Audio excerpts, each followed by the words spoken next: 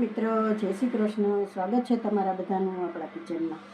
આજે આપણે બનાવશું પાણી પકોડી. તો એના માટે મેં અડદની દાળ લીધેલી છે અને મગછળી દાળ લીધેલી છે. તો સેમ માપ મેં લીધું છે, આ જ કપ. તો આપણે બેને ધોઈને સારી રીતે પલાળી દઈશું.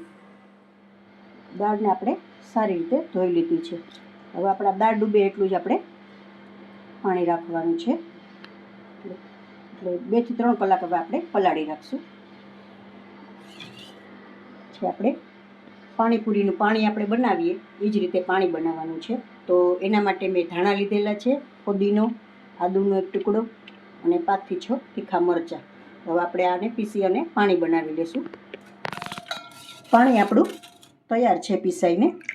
એમાં 1 લીંબુ મેં એડ કરેલું છે અને થોડો પાણીપુરી મસાલો એડ કરેલો છે. બાકી મેં ધાણા, મરચાં અને ફુદીનો એટલું લીધેલું હતું અને 1 લીંબુ. તો પાણી આપણું તૈયાર છે. હવે આપણે દાળ પીસી લઈશું.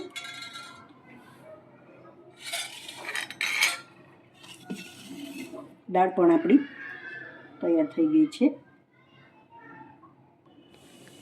દાળ આપણી પલળીને તૈયાર થઈ ગઈ છે. જો આ રીતે કટ થઈ જાય છે, આટલી પલળવા દેવાની. હવે આપણે પાણી હટાવી દઈશું. થોડી થોડી મિક્સર જારમાં આપણે એડ કરીને પીસી લઈશું. પાણી એડ નથી કરવાનું. દાળ આપણે મિક્સરમાં પીસવા માટે લઈ લીધી છે. તો હવે આપણે અડધી ચમચી એમાં નિમક એડ કરી દઈશું.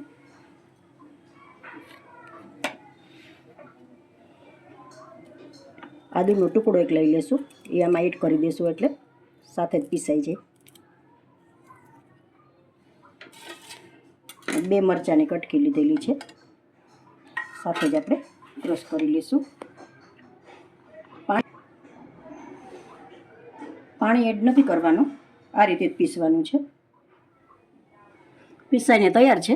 હવે આપણે બાઉલમાં લઈ લઈશું. બધું પીસાઈને તૈયાર છે. તો હવે આપણે 2 મિનિટ ફેટી લેશું.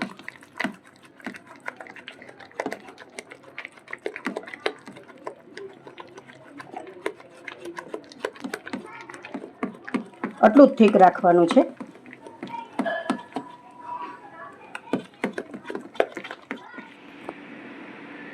જો એકદમ બેટર આપણું ફેટાઈને તૈયાર છે. કલર પણ આપણો ચેન્જ થઈ ગયો છે અને એકદમ ફોરું થઈ ગયું છે. અને આ રીતે પડવું જોઈએ બેટર આપણું. એટલી વાર ફેટવાનું છે. તો હવે આપણે તેલ મેં ગરમ થવા રાખી દીધું છે. તો હવે આપણે પકોડી પાડી લઈશું.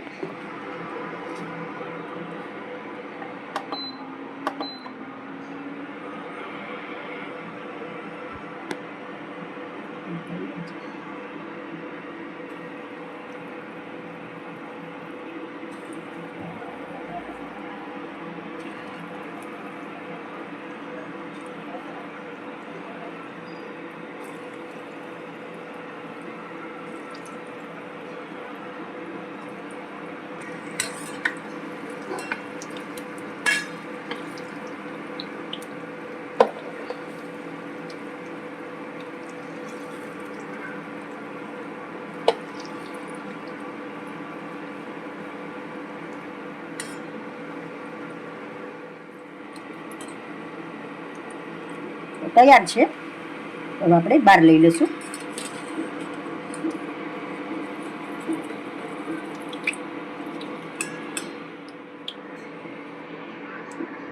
ગેસ આપણે ધીમો જ રાખશું એટલે અંદરથી પણ સરસ ચડી જાય.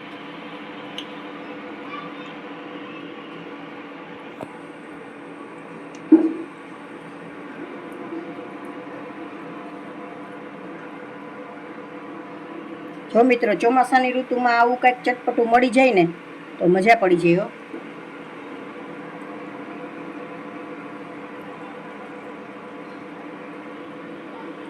તો એકવાર બનાવીને તમે જરૂરથી ટ્રાય કરશો.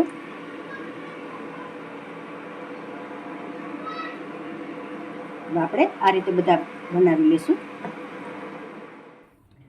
પકોડી આપણી બધી તળાઈને તૈયાર છે. જો એકદમ સરસ સોફ્ટ અને અંદર જાળીદાર સરસ થઈ છે. જો એકદમ જારી પડી છે. મેં એમાં સોડા કે કંઈ એડ નથી કરેલું, આપણે એમને એમ જ કરેલી છે. તો હવે આપણે સર્વ કરી લઈશું. હવે આપણે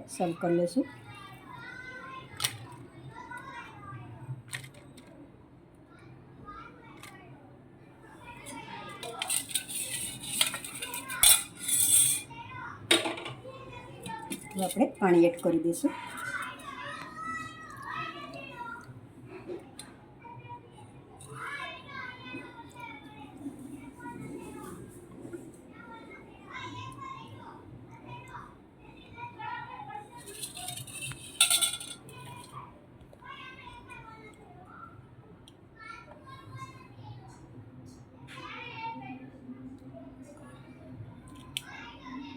થોડા આપણે કાંદા એડ કરી દઈશું.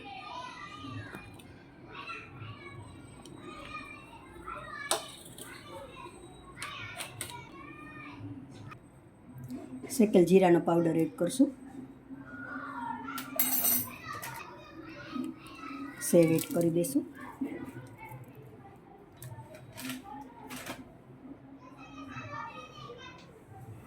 ધાણાથી ગાર્નિશ કરી લઈશું.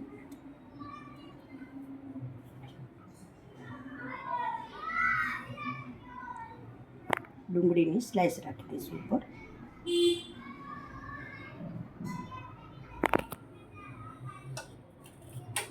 તો જો મિત્રો તૈયાર છે